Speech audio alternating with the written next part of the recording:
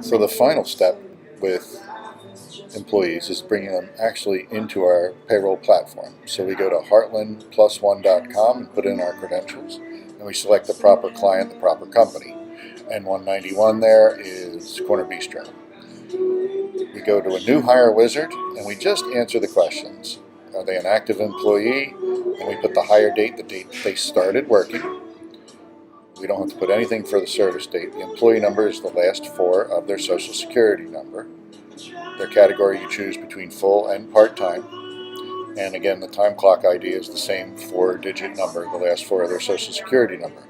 Here you type in their entire social security number, being very careful to get this correct. This is of ultimate importance to be accurate. You want to check it, double check it with their credentials. Once you have, hit verify and start typing in their information. The name has to be exact and their legal name, first, last, middle if they give it.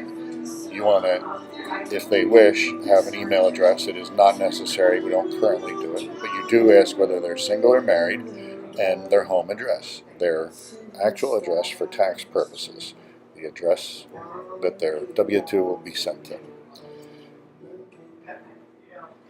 You have to be very careful if they live within inside the city limits that you're putting in the proper zip code so that we can have the appropriate taxes taken out of the city. Otherwise, when you type in the zip code, it'll prompt you for where it is. In this case, it'll be Wilmington, but it'll be Newcastle County. And then we put in their date of birth based on their application. This is also a good record to see who's over 21 at any given time. And then we click Next up top, and we get to the next group. And we put in their home phone number. Again, if they wish, we can put the personal email in. Right now, we do not do that. And we do put in that we've completed their I-9 for our records, that we've seen their identification, the date completed, and the citizenship that they are stating. We don't give any other personal information at this time. We click Next, and we get into their pay. And the pay group is always bi-weekly. The pay type is either hourly or salary, putting accordingly. And the normal hours that they work, it's not accurate, it's just a guess. So if it's part-time, they possibly work 15 hours a week or 30 per pay period. And we put their hourly rate in, their first and most common hourly rate. We select what job they are being logged in as, if it's a server. We don't have to do anything for workers' comp. And we hit Next. We now need to get their tax information correct. Their residence location is already prompted by their address, and we just select Wilmington.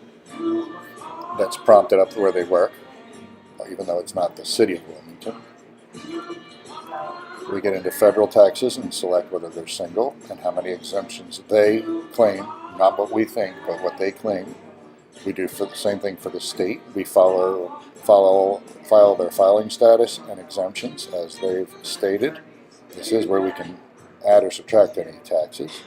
And we make sure that they're not getting anything taken out for the city of Wilmington, or they are, depending on whether they live in the city. We click Next, and the division is always blank, and the department is where they're working. In this case, it would be Department 1000 or a server. When we hit Next, we get the direct deposit selection, where we can assign them their direct deposit to have the remaining net taken out of their account if they want, out of their pay into their account if they want the whole thing. And that's it. You hit save, and the new hire is active.